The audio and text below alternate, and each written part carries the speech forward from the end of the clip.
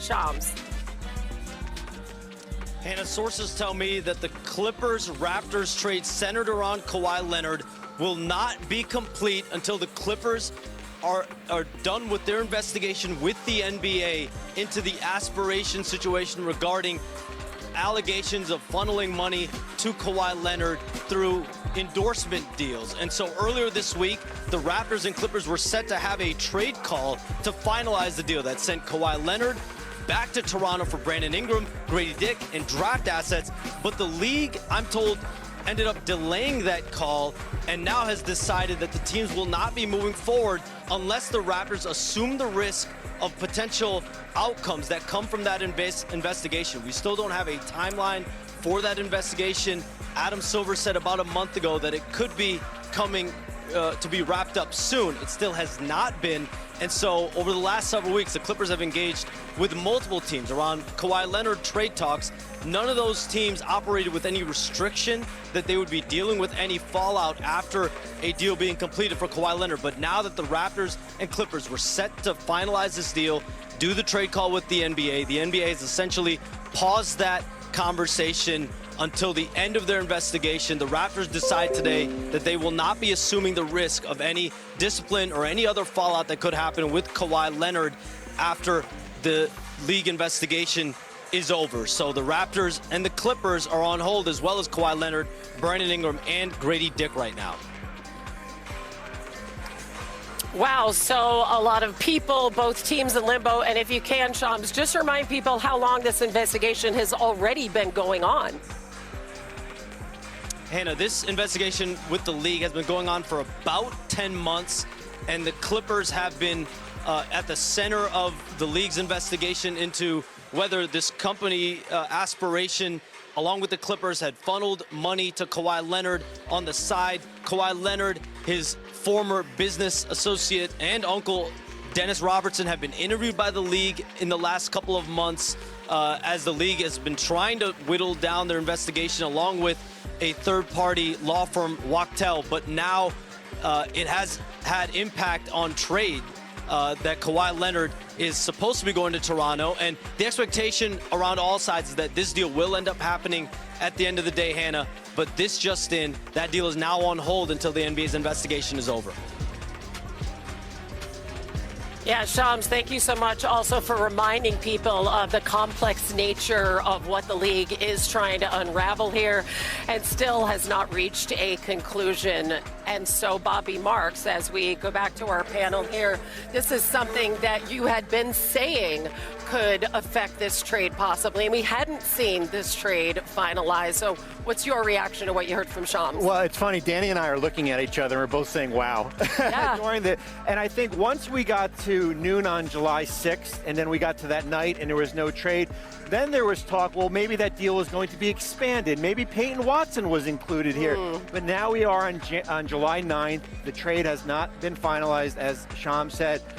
I give the league credit, at least as far as giving the Raptors a heads up, because remember, we went through this with Terry Rozier. Miami and Charlotte make a trade for Terry Rozier. He had been investigated. There was no wrongdoing. The Heat trade for him, and then he is basically suspended for the year, and they had given up a draft pick here. It's a story that's going to continually develop here. Hopefully, as Shams said, this is 10 months in. Right. Hopefully we're going to get some closure pretty soon on this investigation. But it kind of tells you, it's taken this long, it tells you that there are still questions to be answered. Yeah, I'm not a fan of it. Obviously, I know the league has to do what it's supposed to do, like what it needs to do. I hope this ends quicker because this is really putting a damper on a homecoming for Kawhi. And you see him at Kyle Lowry's retirement. Shout out to Kyle Lowry. He deserves all the flowers in the world because he's one of the greatest teammates I've ever had. And he's a great player, had a hell of a tenure. But Kawhi's happy. He's at home. City is buzzing. They all love him. Everybody's excited that he's back in Toronto. And now you have this news. So I'm not a fan of it. I know the league has to do what they're supposed to, but hopefully they can close this up sooner than later so that we can have Kawhi back in Toronto sooner than later. Yeah, I would say that the silver lining is that at least there's some accountability for this to be over, so people choose whether or not they assume the responsibility in the conversations with Kawhi, because you don't want this to continue to linger 10 months, 11, 12, we're at a year mark. Yep. And so I see this more so as accountability for all sides to put this to bed, because this was one of those stories that followed the Clippers and followed Kawhi, and I think this is finally the level to say, all right, let's make sure this is addressed before anything else happens. Yeah, listen, it still has to be adjudicated. Obviously, we're going to see what penalties might come down from this, but it really is. I know you don't like seeing it. It does feel fair to Toronto. Oh, considering the price that they had to give up. 2 unprotected first, a pick swap, Brandon Ingram here. The last thing that they could say was, well, you know what? We're okay with the responsibility. And then all of a sudden the investigation comes in. You have a player that potentially might not be able to play here. Right. They shouldn't have to pay the price for anything that happened. Yeah, again, it is fair. It's what needs to happen. I was hoping that it was settled by after All-Star. They hosted it in Intuit Dome, so we was hoping the news happened then. Hopefully it ends before the summer's over. I'm sure everybody was hoping that that would be settled. Again, Adam Silver said soon, whatever that means, but better sooner rather than later. Now, in the meantime, we ready to move on to Summer League? Please. Right, we have 3 games tonight. This is so exciting. Obviously, the court is empty behind us. The Clippers were practicing here earlier, by the way. All eyes will be on top overall pick A.J. Debonsa. Stepping onto the court as a Washington Wizard for the first time. And keep in mind, Debonsa led the nation in scoring in his lone season at BYU. First player to do that and be drafted #1 in over 30 years. Wow. As we take a quick trip down memory lane for some other highly anticipated top draft picks that are going to be. Welcome everyone to the NBA Summer League. Stars of tomorrow coming out in the city of Las Vegas. A lot of hype and a lot for him to live up to, huh? One of the most highly anticipated debuts. Gives it to James. Are you kidding? Rips it. Hello, Las Vegas. Stephen Curry. He can bury the shot. A shot away by Durant. On his Williams. Goodness. The shock of the summer. Are you kidding me? This is Summer League. The lights don't get brighter than this. With the first pick. I've been trying to embrace the challenge my whole life. Play to win. It's nasty. That thing is bad. What can he do?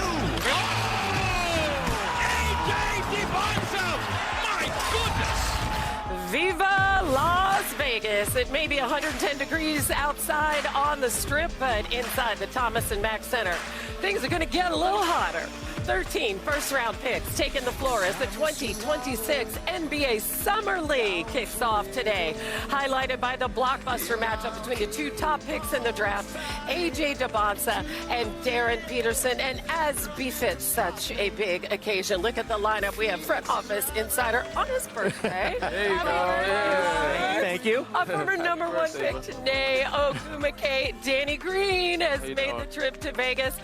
But first, right off the top, the court is empty behind us. The Clippers are practicing here earlier, by the way. All eyes will be on top overall pick A.J. Debonsa. Stepping onto the court as a Washington Wizard for the first time. And keep in mind, Debonsa led the nation in scoring in his lone season at BYU. First player to do that and be drafted #1 in over 30 years. Wow. As we take a quick trip down memory lane for some other highly anticipated top draft picks that are going to be shining here in Summer League that already did. Remember Blake Griffin? He won that's Summer my class League right there, MVP. 2009. You know? Oh, I feel